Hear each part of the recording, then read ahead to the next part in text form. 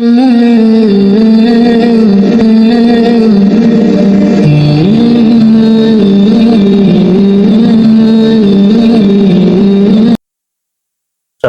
warahmatullahi wabarakatuh. Innal hamdalillah nahmaduhu wa nasta'inuhu wa nastaghfiruh wa na'udzu billahi min shururi anfusina wa sayyiati a'malina. May yahdihillahu fala mudilla lahu wa may yudlilhu fala hadiya lahu. Asyhadu an la ilaha illallah wa asyhadu anna Muhammadan abduhu wa rasuluh. Allahumma shalli ala Muhammad wa ala alihi wa sahbihi ajma'in wa man tabi'ahum bi ihsanin ila yaumiddin. Fa billahi minasyaitonir rajim. Qala azza wa ta'ala ya ayyuhalladzina amanu taqullaha haqqa tuqatih wa la tamutunna illa wa antum muslimun. Semoga Allah melimpahkan barakah iman takwa kepada kita semuanya sehingga kita senantiasa dalam kondisi sehat afiat, khususnya pada pagi hari ini, sehingga kita bisa sama-sama beristimewa melaksanakan sholat subuh. Dan berikutnya rutinitas kita sampaikan kulkas kuliah ringkas dengan berbagai tema yang bisa disampaikan.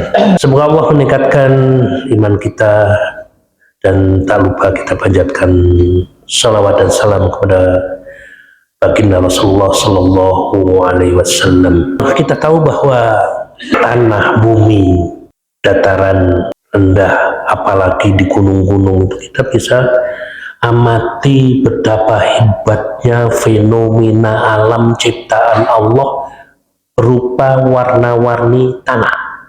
Di daerah Sentul itu kan banyak putih-putih yang kemudian menjadi bahan semen karena kandungan kapur.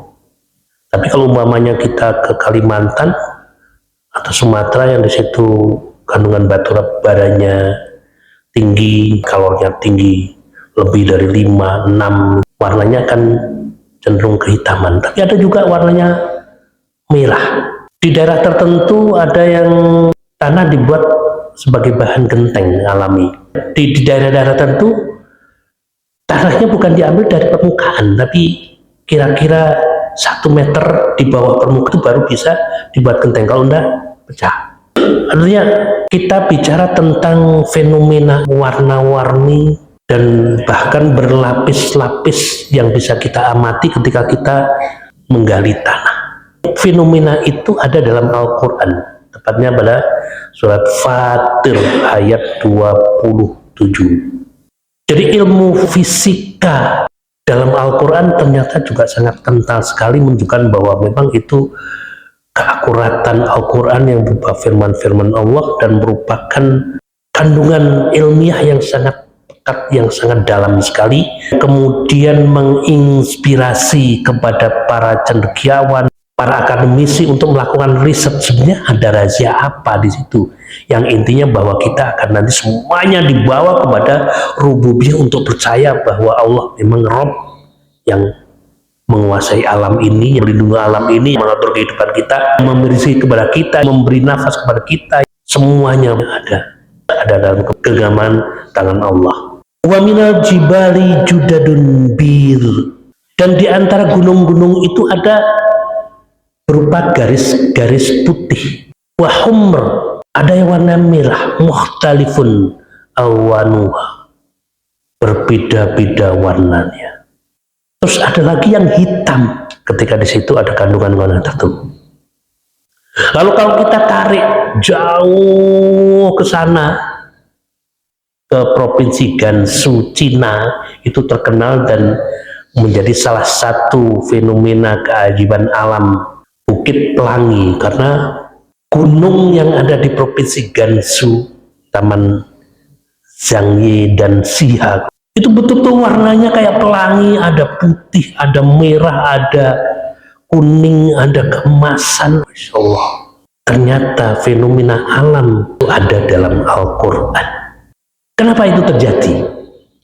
Karena kandungan-kandungan tembaga dan mineral yang ada dalam tanah pada suatu wilayah, pada satu daerah tertentu itu beda dengan wilayah yang lain. Di Timur Tengah, hamparan padang pasir. Itu kalau ditanduri benih pelem manggis, mangga, rambutan dengan kering kerontang bisa tumbuh? Tidak bisa. Karena apa? Tidak ada kandungan airnya, kering kerontang dan isinya pasir. Curah hujan di sana itu paling hanya sebulan dalam 1 tahun. Tetapi saya pernah melihat dalam perjalanan dari Kairo ke Alexandria, hamparan satu jenis buah-buahan tanaman itu sejauh memandang ya hanya satu jenis tanaman. Kalau pisang, pisang saja. Kalau jeruk, sejauh mata memandang jeruk. Tadinya yang hamparan padang pasir tidak bisa tertanami, dengan teknologi yang dikembangkan para ahli tanaman, ahli tanah di Mesir mampu menyulap padang pasir itu menjadi tanah. Nutrisi tanahnya tuh justru lebih baik daripada kita di Indonesia yang curah hujannya tinggi. Ketika musim stroberi di sana murah. Di Jalan Baru, satu wadah plastik bening itu kecil itu 15.000. Di Mesir ketika musim panen stroberi, 1 kilo dirupiahkan itu ya, di pinggir jalan ya cuma 5.000. Masya Allah.